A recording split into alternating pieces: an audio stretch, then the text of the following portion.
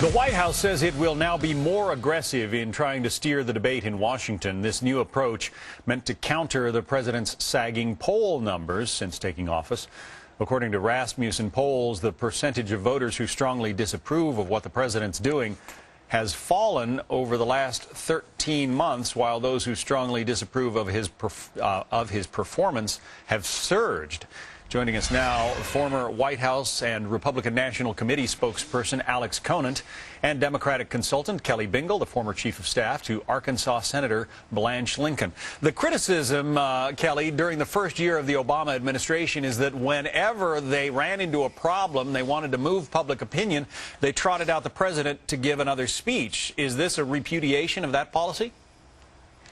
I think as your own correspondent at the White House said just a few minutes ago, John, you're just seeing a subtle tacking of the president's strategy. Certainly the president is the best communicator for anyone in the Democratic Party at this point, but there are many other effective messengers, and certainly there's no one better on foreign policy than Vice President Biden, who spent many years as chairman of the Senate Foreign Relations Committee.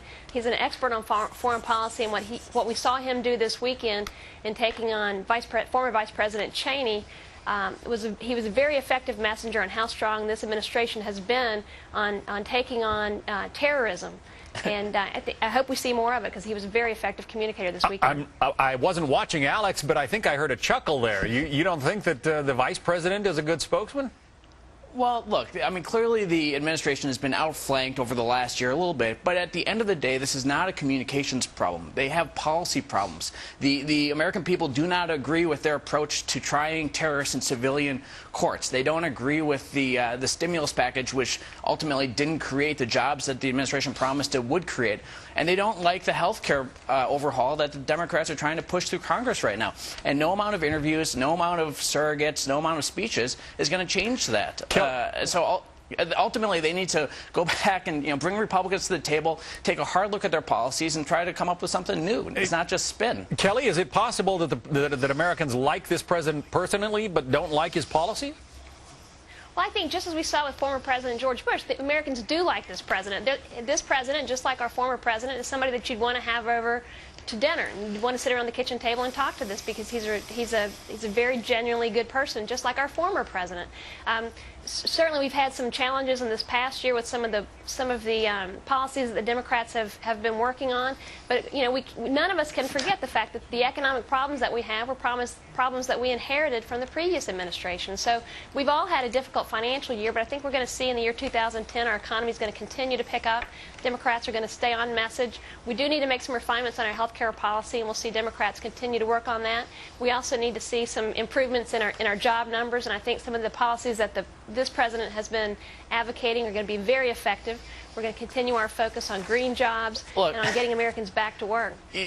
Look, no doubt a lot of Americans would like to have the president over for dinner, but they want to be able to put food on the table first and foremost. And the problem is that this administration's policies, the stimulus that didn't work, cap and trade, the health care overhaul, the promise of higher taxes later this year, are hurting taxes, Alex. Well, sure, they're going to let the Bush tax cuts expire, and with these monster deficits, he's now open to taxes on the middle class.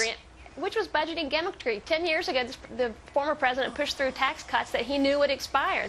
It's fake accounting, right? And we should have never pursued that in the first place. Republicans would like to extend those tax cuts. They don't think we should be raising taxes on anybody in the middle of a recession or the economic downturn that we're in right now. Alex, Alex, let me ask you this. You dealt with the press corps in the White House.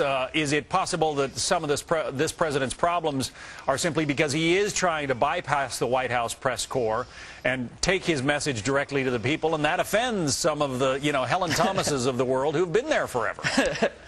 I think for the most part, the White House press corps does as good a job as possible covering the president.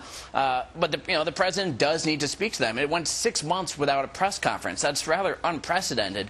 And then he had one last week. I think more interaction with the White House press corps, because he has to answer tough questions. The American people have tough questions for the president, and the press corps is going to ask him those tough questions if he lets them.